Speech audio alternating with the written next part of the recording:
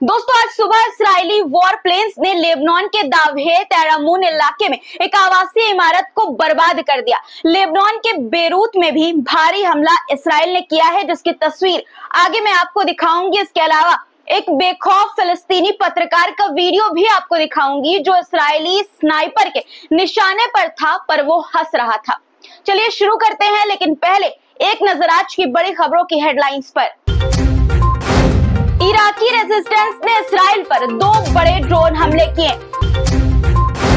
इस्राएली सेना और फिलिस्तीनी रेजिस्टेंस के बीच जेनीन में भारी झड़प। इस्राएली सेना ने बेरूत में तीसरी बार बड़ा हवाई हमला किया। इस्राएली लड़ाकू विमान ने लेबनान के दावहेत एरामून में आवासीय इमारत पर हमला किया। इस्राएल ने अल-कुद्स में फिलिस्तीनी घरों को तोड़ा। सीरिया में अमेरिकी सेना के हवाई हमले 3 की मौत। सैटेलाइट इमेज में गजा में इस्राएल के हमलों से हुई तबाही का खुलासा। इस्राएली स्नाइपर के निशाने पर आए फिलिस्तीनी पत्रकार का साहसिक जवाब। द लाइव टीवी, सच सबसे आगे। आदाब दोस्तों, मेरा नाम है मिसबा खान और आप मुझे द लाइव टीवी पर देख रहे हैं। दोस्तों वीडियो शुरू करूं उससे पहले आपसे एक गुजारिश है कि अगर आपने चैनल को सब्सक्राइब नहीं किया है तो जरूर से कर लीजिए। एक और बात दोस्तों, वीडियो में ढेर सारे कमेंट जरूर किया करिए। वीडियो देखने के बाद लाइक भी वीडियो को जरूर कर दिया करिए। आपकी तारीफों से, आप जो कमेंट में बातें लिखते हैं उससे हिम्मत मिलती है आपके लिए इसी तरह से सच्ची खबरें लेकर आने को, और आपके लाइक से हमें साहस मिलता है कि आपके लिए इसी तरह से वीडियो बनाते रहें। चलिए अब आज की सारी खबरें आपको डिटेल्स के साथ बता देती हूँ। दोस्तों इराकी रेजिस्टेंस ग्रुप्स ने इस्राएली कब्जे वाले इलाकों में 2 बड़े ड्रोन हमले किए हैं। इस्लामी प्रतिरोध इराक के तहत आने वाले इन ग्रुप्स ने आज अपने टेलीग्राम चैनल पर बयान जारी कर बताया कि उन्होंने इस्राएल के अहम ठिकानों पर ड्रोन हमला किया है।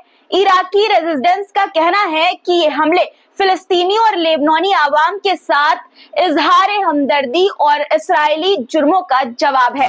इस्लामी रेजिस्टेंस इराक का कहना है कि वो इन हमलों को तब तक जारी रखेगा जब तक ज़योनी कब्जा पूरी तरह खत्म नहीं हो जाएगा।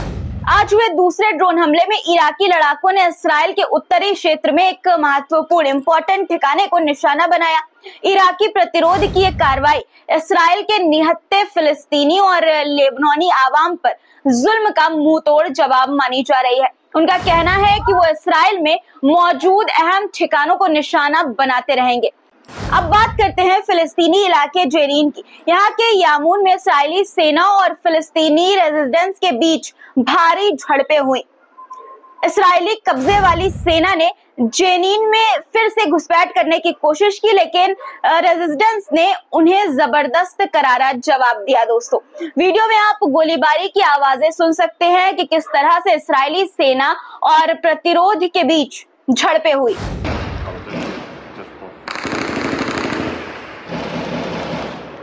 वहीं दूसरी तरफ इस्राएली सेना ने आज फिर से लेबनान की राजधानी बेरूत में तीसरी बार हवाई हमला किया है। तस्वीर आप देख सकते हैं हमले के बाद किस तरह से धुएं का गुबार उठ रहा है। ये लगातार हो रहे हमलों की कड़ी में एक और हमला है, जिससे इलाके में तनाव और बढ़ गया है। बेरूत में इस्राएली सेना भारी हमला कर रही है दोस्तों, जिसका एक और वीडियो सामने आया है। देखिए ये वीडियो।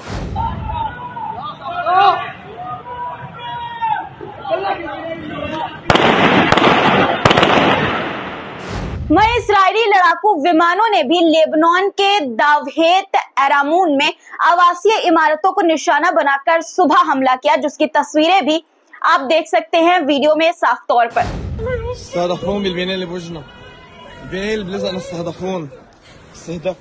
दोस्तों इस्राएल का जुल्म रुकने का नाम ही नहीं ले रहा है। वो कहता है कि हमास को मिटाए बिना नहीं रुकेगा उसका हमला, लेकिन सोचिए फिलिस्तीनियों के घर को तोड़ना कहां से हमास के खिलाफ कार्रवाई हुई। जी हाँ, फिलिस्तीनियों के घरों को तोड़ा जा रहा है। ये जो वीडियो आप देख रहे हैं अल-कुद्स की है, जो कि कब्जे में आने के बाद से इस्राएली फौज की ज्यादती का शिकार बना हुआ है।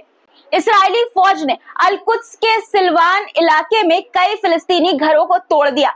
ये हरकत इलाके में कब्जे के बाद इस्राएली फौज की ज्यादतियों का हिस्सा है, जिससे वहां रहने वाले फिलिस्तीनी परिवार अब बेघर हो गए हैं। क्या ये सारी चीजें, ये ज्यादतियां अमेरिका को नजर नहीं आती?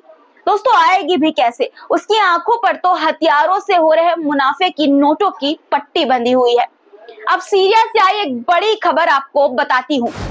सीरिया में अमेरिकी फौज ने लगातार दूसरे दिन सीरियाई सैन्य ठिकानों पर हवाई हमले किए हैं।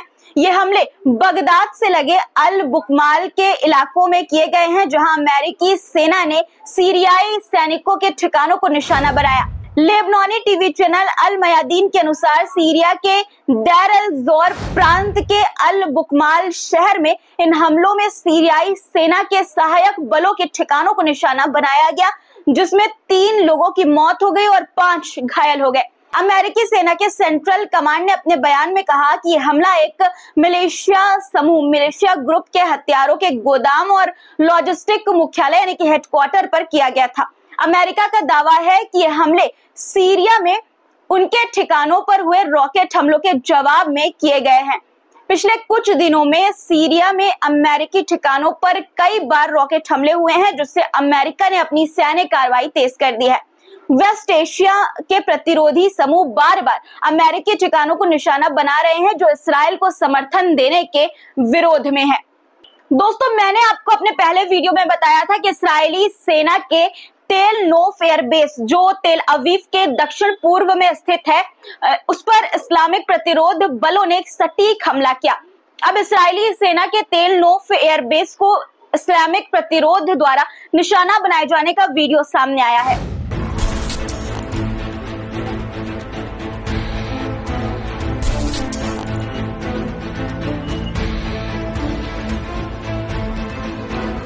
दोस्तों इस हमले का मकसद इस्राएली सेना की ताकत को कमजोर करना और उन्हें फिलिस्तीन और लेबनान के खिलाफ अपनी कार्रवाइयों का अफसोस कराना था। दोस्तों इसराइल के घिनौने चेहरे का एक सैटेलाइट इमेज भी अब सामने आया है। इस सैटेलाइट इमेज ने पिछले साल साउदर्न गजा स्ट्रिप के नजारिम एक्सेस में इस्राएली सेना द्वारा किए गए हमलों से हुए भारी नुकसान का खुलासा किया है। इस्राएली सेना ने हजारों घरों और इंफ्रास्ट्रक्चर को पूरी तरह से नष्ट कर दिया है, जिससे गजा में रहने वाले लोग बेघर हो गए हैं और उनके पास बुनियादी जरूरतों की भी कमी हो गई है। दोस्तों और जो मदद की चीजें हैं, जो खाने पीने की दवाइयों की चीजें हैं, वो इस्राइल गजा में पहुंचने भी नहीं दे रहा है। दोस्तों अब आखिरी में एक बहादुर फिलिस्तीनी पत्रकार की बात करते हैं, जो इस्राएली स्नाइपर के निशाने पर आते ही हंसने लगा। इंटरव्यू के दौरान पत्रकार पर जब इस्राएली स्नाइपर ने बंदूक तानी तो वो हंसने लगे। तभी इंटरव्यू लेने वाले ने उनसे ये कहा कि आप अपने सीवी में लिख सकते हैं कि आप प्रेशर में भी काम कर सकते हैं। देखिए एक बार आप ये वीडियो। لما تكون كاتب على السفينة ويتحمل ضغط العمل شايف انت؟ العمل بعير وبعير في مناطق أخلها। दोस्तों आज के लिए फिलहाल इतना ही। आपको कैसे लगी हमारी ये जानकारी कमेंट में जरूर लिखिएगा और दोस्तों वीडियो को लाइक और अपने दोस्तों और रिश्तेदारों के साथ शेयर करना मत भूलिएगा और कमेंट में अपनी राय, अपनी बातें, अपनी सलाह, अपना प्यार जरूर दीजिएगा। दोस्तों फिर मुलाकात होगी कुछ नए मुद्दों के साथ, तब तक के लिए खुदा हाफिज। द लाइव टीवी, सच सबसे आगे।